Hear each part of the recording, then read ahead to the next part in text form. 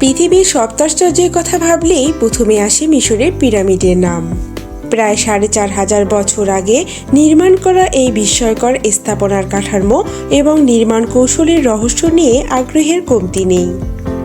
ভিন গ্রহ থেকে আসা কোনো এলিয়েন স্থাপনাগুলো বানিয়েছিল কিংবা শস্য সংগ্রহের জন্য ফারাওরা এগুলো তৈরি করেছিল, এমন নানা ধরনের ধারণা প্রচলিত আছে পিরামিডকে ঘিরে। আসলে কেন তৈরি করা হয়েছিল পিরামিড তা নিয়ে দীর্ঘ সময় ধরে চলছে বৈজ্ঞানিক গবেষণা, আর তাতে সাহায্য করেছে সাহারার শুষ্ক জলবায়ুতে সুরক্ষিত প্রাচীনকালের মিশরীয়দের লেখা নির্মাণের মতো নানা প্রমাণ। হ্যাঁ বন্ধুরা, আজকে আমরা মিশরের পিরামিড সম্পর্কে বিস্তারিত জানব। আপনি যদি এই প্রথম আমাদের ভিডিও দেখে থাকেন তাহলে আমাদের চ্যানেল সাবস্ক্রাইব করুন এবং বেল আইকনটি ক্লিক করুন। পিরামিড মূলত সমাধিক্ষেত্র। প্রাচীন মিশরের শাসনকর্তা ফারাওদের মৃত্যুর পর তাদের সমাহিত করা হতো এই বিশাল সমাধিক্ষেত্রে। প্রায় কয়েক দশক ধরে হাজার হাজার শ্রমিকদের দিয়ে এটি নির্মাণ করা হয়েছিল।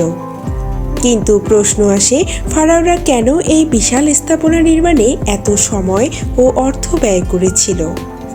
মূলত প্রাচীন মিশরীয় সমাজে পরকালে ধারণা প্রচলিত ছিল।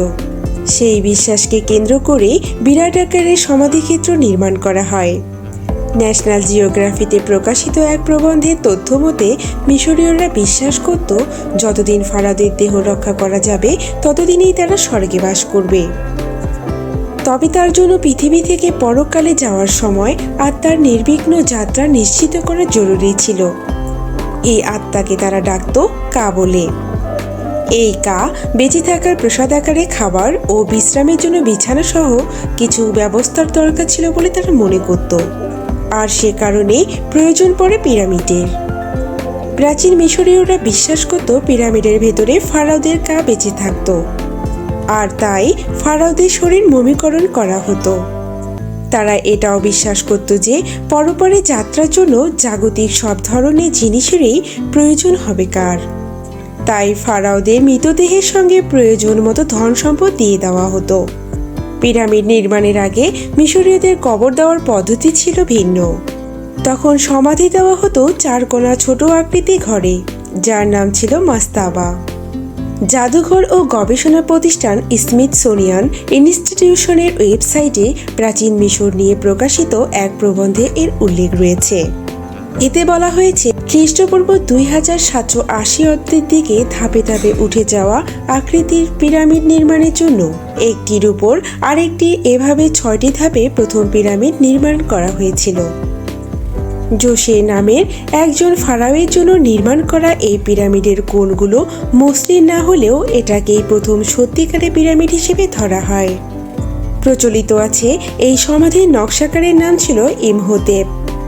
তাকেই পিরামিডের প্রথম নকশাকার হিসেবে ধরা হয়।